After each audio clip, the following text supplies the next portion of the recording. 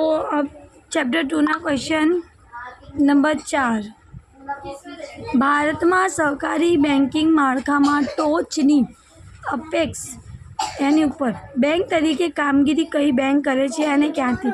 તો સહકારી બેન્કિંગ માળખામાં રાજ્ય સહકારી બેંકો ટોચ सहकारी बैंकिंग माળખામાં उसके माળखे में राज्य सरकारी यानी राज्य की बैंकों टोचनी संस्था है।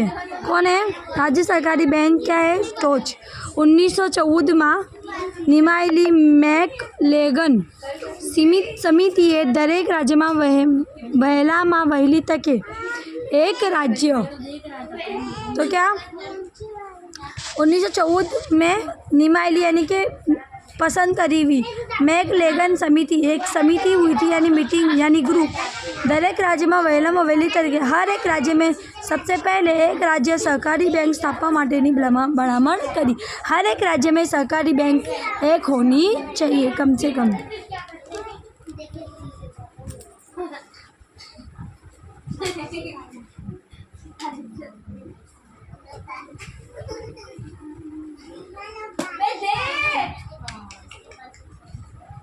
क्वेश्चन नंबर 5 भारतनी सहकारी बैंकों त्रिस्तरीय माળખું त्रिस्तरीय यानी कि 3 स्तर वाला माળખા। तो पे सबसे ऊपर है जैसे कि हमने ऊपर पढ़ा राज्य सहकारी बैंकों, बीच में है मध्यस्थ सहकारी बैंकों, लास्ट में है मध्य सहकारी मंडलियों। मंडली में 2 है, एक खेती विषय यानी जो खेती के लगते काम करेगी और बिन खेती विषय यानी कि जो खेती के बिन यानी खेती के बगैर के जैसे कि उद्योग बिजनेस ये सब का धिराण काम करेगी। मंडलियों धिराण मंडलियों धिराण यानी लोन देगी। भारतीय सहकारी बैंक, फिर आएगा राज्य सहकारी बैंक, फिर जिला सहकारी बैंक, फिर प्राथमिक धिराण बैंकों।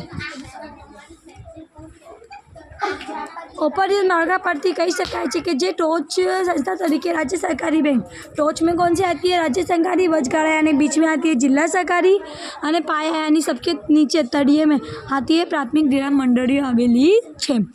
क्वेश्चन नंबर 6 है सहकारी बैंकों का अर्थ समझाओ। सहकारी बैंक का अर्थ क्या है? हमने ये क्वेश्चन नंबर 1 ये सॉरी चैप्टर नंबर 1 में भी थे सारी बैंक की व्याख्या हम तब भी आई। सहकारी बैंकों है नाना कदनी बैंकों है। सहकारी बैंक कैसे? सहकार यानी मदद करने वाली यानी कि छोटी बैंक के जो सहकारी क्षेत्र द्वारा संचालित होते जो कौन चलाता है? सहकारी क्षेत्र संचालित यानी चलाते हैं। ग्राम्य यानी शहरी एवं बन्ने कार्य क्षेत्र कार्यरत हो।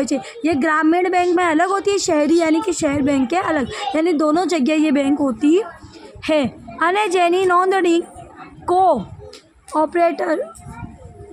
कोऑपरेटिव सोसाइटी जिसकी नोंदणी कैसे होती है? कोऑपरेटिव सोसाइटी एक्ट ये कानून का नाम है।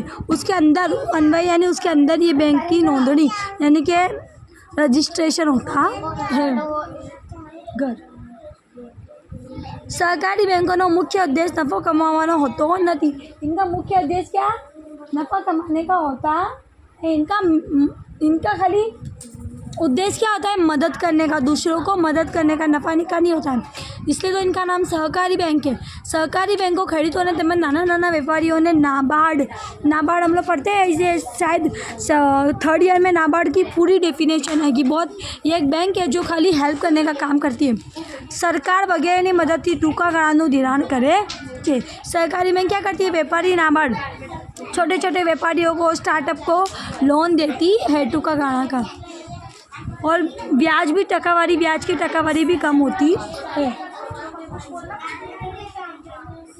सहकारी बैंकों ना लक्षणों, चलो उसका लक्षण क्या है? नाना कदनी बैंकों, पहले क्या ये नाना कदनी होती है, दूसरा नफा, दूसरा सहकारी क्षेत्रों द्वारा संचालित सहकारी क्षेत्र इनको चलाते हैं। सामाजिक कल्याण उद्देश्य, उनका उद्देश्य क्या होता है? सामाजिक कल्याण का, नफा का होता नहीं है। सरकार ने रिजर्व बैंक सरकार की बैंक है और रिजर्व बैंक है। सरकार नो टेको मेळवती नाणकीय संस्था, इनको सरकार का टेका यानी सरकार की वो सपोर्ट भी मिलता है। सरकार ना सिद्धांत पर कार्यरत, सरकार की जो सिद्धांत है जैसे कि पब्लिक को मदद करना, खेडूतों को मदद करना, वो सिद्धांत पर कार्य करती है। ठीक है, थैंक यू।